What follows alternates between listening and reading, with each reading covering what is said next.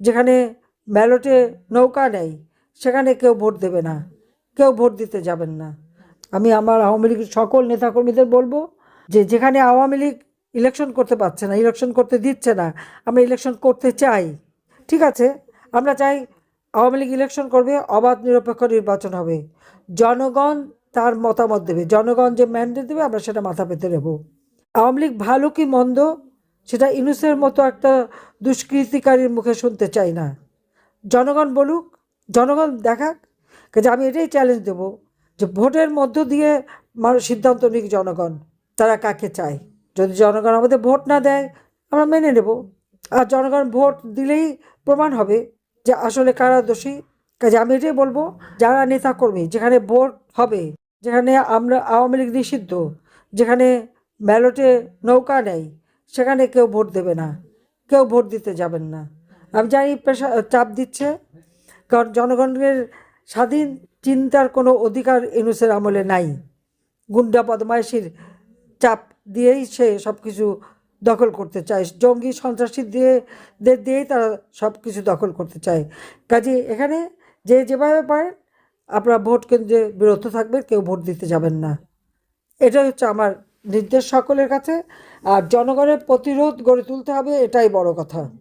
কারণ এটা কোনো বৈধ নির্বাচনও না, কারণ ইউনূস বৈধ সরকার না, তার নির্বাচন দেওয়ার কোনো অধিকার নাই। ইউনূস তো অবৈধভাবে ক্ষমতা দখলকারী, জনগণের ভোটে আসেনি, সে নির্বাচন দেয়। 2024 সালের নির্বাচন নিয়ে প্রশ্ন করেছে, আজ পর্যন্ত কি কিছু দেখাতে পেরেছে? জনগণ স্বতঃস্ফূর্তভাবে আওয়ামী লীগে ভোট দিয়েছে আমাদের কাজের জন্য, সেই নির্বাচনটাকে প্রশ্নবিদ্ধ করার চেষ্টা। এই নির্বাচনে আমরা যে জয়লাভ করেছিলাম, সরকার গঠন করেছি, 2029 সাল পর্যন্ত কিন্তু আমাদের মেয়াদ। তো ইউনূস মাঝখান থেকে কোথা থেকে উড়ে এসে জুড়ে বসলো এবং সে নির্বাচন দিল। নির্বাচন দেবার কোনো লিগ্যাল রাইট তার আছে? কোনো অধিকার তার আছে? খুব বৈধ যোগ্যতা আছে, ক্ষমতা আছে? তা নাই। সবই ওই মব সন্ত্রাস আর জঙ্গির করেই তারা নির্বাচন দিচ্ছে। কাজে এই নির্বাচন সে যে দিচ্ছে সেখানে আওয়ামী লীগকে ব্যান্ড করে দিয়েছে। আমার প্রশ্ন, আওয়ামী লীগ জনগণের ভোটে নির্বাচিত, আওয়ামী লীগকে ব্যান করে কিভাবে? সে একটা অবৈধ ক্ষমতা দখলকারী। এখন যদি ঘরে ডাকাত পড়ে মালিকদের বের করে দেয়, বাংলাদেশের অবস্থা সেরকমই হয়েছে।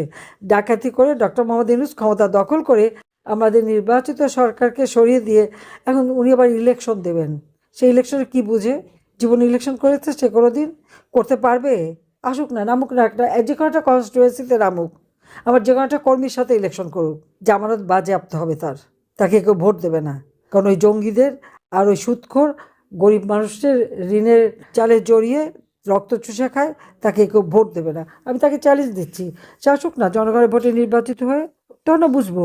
তার মেটিকুলাস ডিজাইন করে ক্ষমতা দখল, অন্যের অর্থে, এবং নিজে যে হাজার হাজার কোটি টাকা বানিয়েছে, 6,000 টাকা বেতনের একজন কর্মচারী বা গ্রামীণ ব্যাংকের এমডি হাজার হাজার কোটি টাকা পেল কোথায়? আজকে আমি আন্তর্জাতিক পর্যায়ে যারা তাকে একেবারে দেবতা মতো পুজো করতো একসময়, আমি তাদেরকে জিজ্ঞাসা করি, আপনারা কি কোনো দিন জিজ্ঞাসা করেছেন যে একটা ব্যাংকের এমডি, তার তো একটা নির্দিষ্ট বেতন পায় সরকারের পক্ষ থেকে, সে এত টাকা কোথায় পেল যে সারা বিশ্বব্যাপী সব জায়গায় উনি বিনিয়োগ করে বেড়ালেন?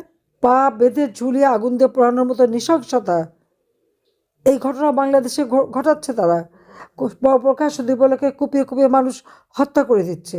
আজকে তার কোনো অধিকার নাই যে এই দেশে ইলেকশন দেবে, জনগণের ভোট এ সম্পর্কে তার যার কোনো চিন্তাই নাই, কারণ সে তো ট্যাক্স ফাঁকি দেওয়া। আমরা তো আমাদের অল্প টাকা, কিন্তু আমরা কখনো ট্যাক্স ফাঁকি দেইনি, কারণ আমি জানি যে আমার দেওয়া ট্যাক্স বাংলাদেশের জনগণের উন্নয়নে কাজে লাগে। ডক্টর মোহাম্মদ ইউনূস কি কোনোদিন ট্যাক্স দিয়েছে? জিজ্ঞেস করেন। ট্যাক্স ফাঁকি দেওয়া এটা সে খুব ভালো জানে। আমি তো জানতাম না যে আমি আমাকে দেশ ছেড়ে যাচ্ছি বা দেশ ছেড়ে কখনো যেতে হবে, কিন্তু আমাকে তো সেই বনবাসে রেখে গেছে।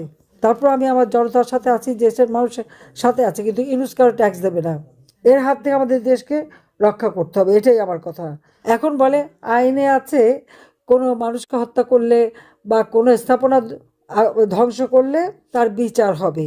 তাহলে আমার প্রশ্ন, যখন 2024 সালের জুলাই মাসে আন্দোলনের নামে মেট্রো রেল, বিটিভি ভবন থেকে শুরু করে বিভিন্ন এসে যে আগুন দিয়ে পোড়ালো, এবং যারা পুড়িয়েছে ইউনূসের সেই বাহিনীরা নিজেরাই স্বীকার করেছে, নিজেরাই বলেছে, গর্ব করে বলেছে যে মেট্রো রেলে আগুন না দিলে আর পুলিশ হত্যা না করলে তাতে বিপ্লব সফল হতো না। বিপ্লব কিসের? মেটিকুলাস ডিজাইনের মাধ্যমে ষড়যন্ত্র যেটা করে সেটাকে বিপ্লব বলে না। কাজে অপরাধীদের নিয়েই তার যাত্রা, অপরাধী নিয়েই চলা, জঙ্গি সন্ত্রাসীদের নিয়েই তার চলা, এটা হলো বড় কথা। কাজে এই অবস্থা থেকে দেশকে মুক্ত করতে হবে এবং সকলকে ঐক্যবদ্ধ থাকতে হবে। ইনশাল্লাহ এই অন্ধকার কেটে যাবে, আবার নতুন সূর্য উদিত হবে, বাংলাদেশের মানুষ আবার মাথা উঁচু করে বিশ্ব দরবারে চলবে, সেদিন খুব বেশি দূরে না। আমি আছি আপনাদের পাশে, যতক্ষণ বেঁচে আছি আপনাদের সাথেই আছি, বাংলার জনগণের সাথে আছি। সবাই ভালো থাকেন, সুস্থ থাকেন। খোদা হাফেজ। জয় বাংলা, জয় বঙ্গবন্ধু, বাংলাদেশ চিরজীবী হোক।